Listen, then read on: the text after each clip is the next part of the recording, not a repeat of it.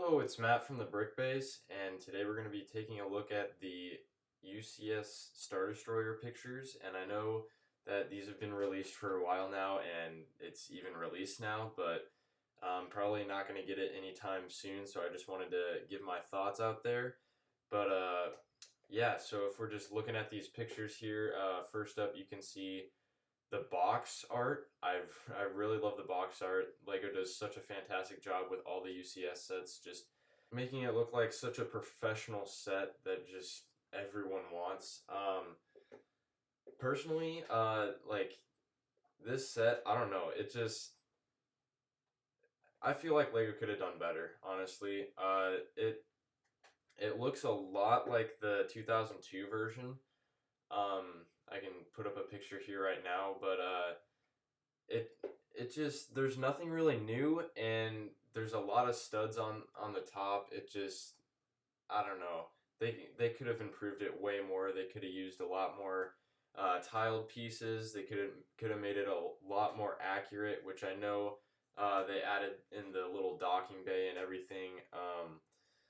But just looking at these pictures, it does come with a stand, as you can see.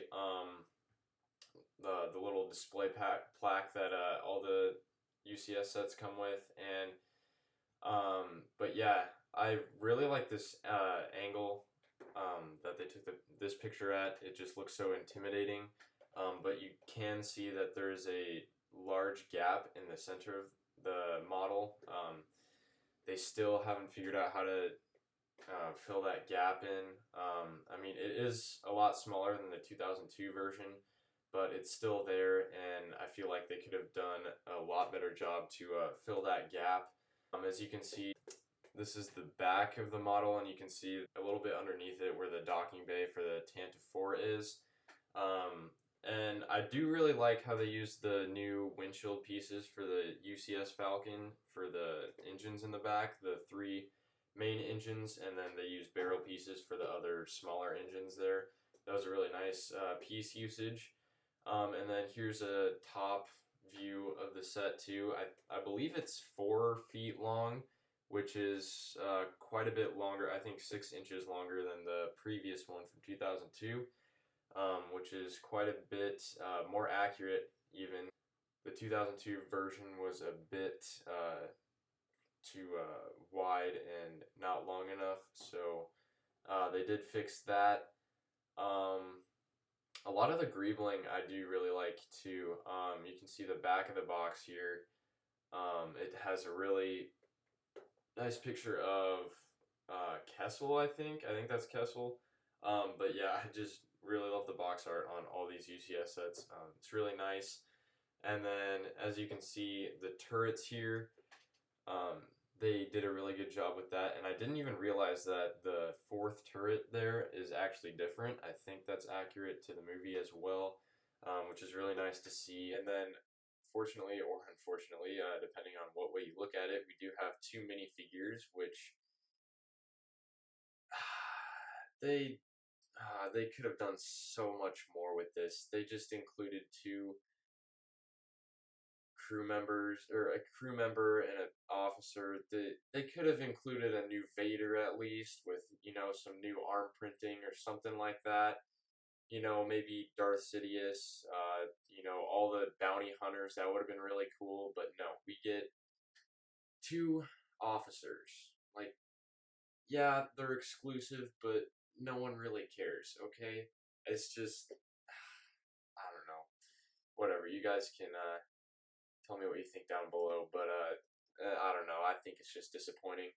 And then you do get the mini scale version of the Tanta 4 that's scaled perfectly with the Star Destroyer, which it looks perfect. Like, they couldn't have done any better on it. Yeah, I really like the build on that. And then it does fit on the side with the ratchet joint, I think. But yeah, then looking at this final picture here, you can see a different angle of the Star Destroyer with the plaque again. And I do really like the stand, actually. The old stand from 2002 just looked kind of bulky, and I don't know, I didn't really like it. But this looks much more simpler, and I'm sure it's way more sturdy than the other one. Also, I saw online that in the instruction manual it shows you that you can take two pieces off of the like middle section, like kind of where the bridge is, and there's actually a handle that you can pick it up if you're moving it from shelf to shelf or like wherever you display it. I think that's pretty cool actually. But yeah, that is pretty much it. That's a lot of what I have to say on this new set. I probably won't be picking it up because me and Josh are gonna be building a giant, like 6 foot long Star Destroyer. Because once we found out this set was coming out, and at $700, like I don't know, the price per part ratio doesn't really match up. So to save a little bit of money, we're just gonna make our own. Try and scrounge up a few pieces and try and make it for at least half of the cost of this one. And make it a lot more accurate too. So that is that. And oh yeah, also I didn't mention anything about the price of the set, which is a whopping $700 for only what is it, like I don't know, like 4,700 pieces, something like that. But gosh, Lego just needs, like, I get where they're coming from because 2 years ago, 2017, when they came out with the UCS Falcon, they didn't think anyone was gonna buy it, and on the opening day, they only stocked Lego stores with like 3 of them each, and then everyone wanted it, and it was sold out for like at least 3 months before they put it back in stock.